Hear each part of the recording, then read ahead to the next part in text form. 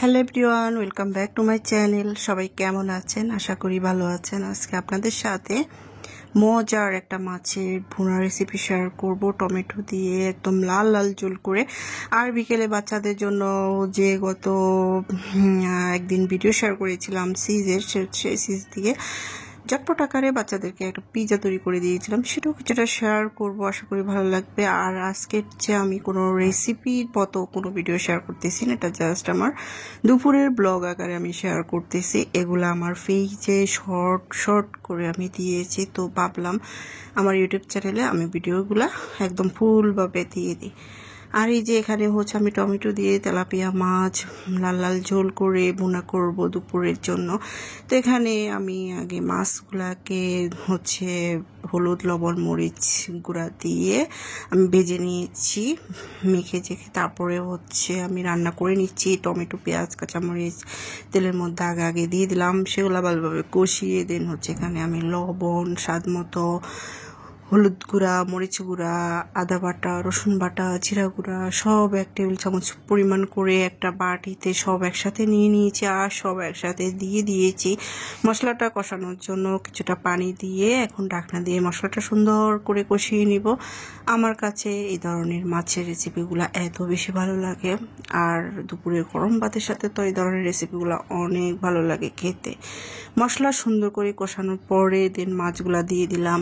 মাছগুলা দিয়ে মশলার সাথে ভালোভাবে কষিয়ে নেড়ে ছেড়ে আবার কিছুটা পানি বলতে পরিমাণ মতো পানি দিয়ে ঢাকনা দিয়ে দেব। রান্না হওয়ার পরে ফিরে আসবো। আর এই যে মাছের এই ঝোলের রেসিপিগুলা আসলে গরম ভাতের সাথে দুপুরবেলা জাস্ট জমে যাওয়ার মতো।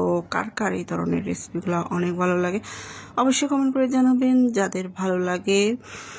আর অবশ্যই আমার চ্যানেলটিকে সাবস্ক্রাইব করে অল নোটিফিকেশনটি অন করে দিবেন যদি ভালো লাগে আমার ভিডিওগুলা। তো এই তো এখানে পরিমাণ মতো পানি দিয়ে দিয়েছি, দেওয়ার পরে নেড়ে ছেড়ে ঢাকনা দিয়ে দিব। নামানোর আগে কিছুটা ধনিয়া পাতা কুচি দিয়ে দিব। দুপুরে আমার কাছে হচ্ছে আরও বেশি ভালো লাগে ভর্তা হলে। ভর্তা কার কার পছন্দ জানাবেন তো। আমার তো সব রকমের ভর্তা অনেক পছন্দ।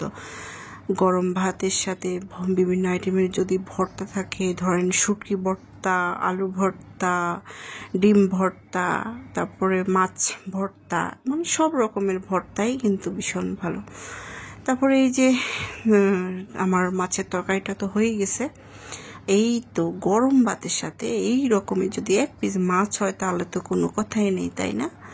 তারপরে আজকের মতো মাছের আর কি মাছ থেকে বিদায় নিই। তারপরে এই যে বিকেলবেলা আমি হচ্ছে ওই যে সিজের ভিডিও দিয়েছিলাম কয়েকদিন আগে, সেই সিজ নিলাম। শুরুতে গ্রেট করে নিয়েছি। কিছুটা চিকেন ছিল, সেই চিকেনগুলাকে ম্যারিনেট করে তেলের মধ্যে ভেজে নিয়েছিলাম। আর হচ্ছে এখানে আমি ময়দা এবং ইস্ট দিয়ে সুন্দর করে আমি ডোটা করে নিয়েছি। ডোটা তো ফুলে ডাবল হয়ে গেছে। ছিল হচ্ছে টমেটো সস। সাধারণ একটা পিৎজা তৈরি করব, যেহেতু আমার কাছে আছে মেয়োনিজ না সিজ, যেহেতু আমার কাছে আছে সিজ দিয়ে চটপট আকারে বাচ্চাদেরকে এখন বিকালে নাস্তা আমি হচ্ছে পিৎজা তৈরি করে দেবো। পিৎজাটা এত ইয়ামি হয়েছে, মানে বলার মতো না, আসলে অনেক মজাদার হয়েছে পিৎজাটা।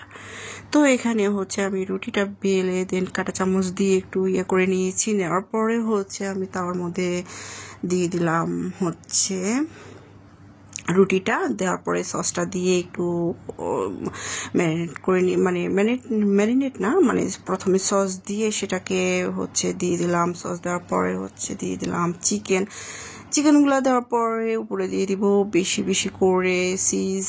আর একদম ঝটপট সিম্পল সাধারণভাবে আমি পিৎজা তৈরি করতেছি। এখানে হচ্ছে আমি কোনো ক্যাপসিকাম, কোনো টমেটোর যে আমি একটা সিজ না সস তৈরি করি সবসময় পিৎজা তৈরি করতে, সেটাও আমি করিনি। কোনো ভেজিটেবলস দিইনি। আসলে একদম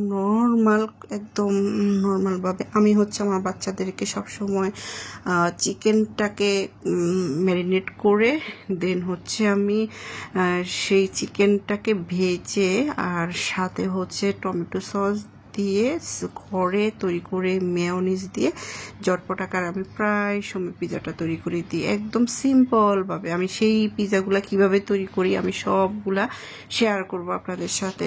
আমি হচ্ছে এখন চিজটা এই যে দেখতেই পাচ্ছেন মানে পিজাটা চুলার মধ্যে বসাই দিয়ে আমি একটা তাওয়াকে আগে গরম করে নিয়েছি ভালো করে। সেই তাওয়াটা আমি পিজার উপরে হচ্ছে দিয়ে দিয়েছি। সুন্দর পিজাটা এখন হয়ে গেছে আর এটা এত সফট হয়েছে, খেতেও ভীষণ মজা হয়েছে, দেখতেও দারুণ হয়েছে। তো এখন আমি হচ্ছে এক পিস কেটে আপনাদেরকে এখন দেখাবো। দেখেন এটা কতটা লোভনীয় এবং সফট হয়েছে। এই যে দেখেন একদম দেখতেই পাচ্ছেন কত নরম এবং সফট, খেতেও ভীষণ ভীষণ মজা হয়েছে। পিজা তো আমরা সবাই পছন্দ করি, ছোট বড় সবার, বাচ্চাদের তো ভীষণ প্রিয়।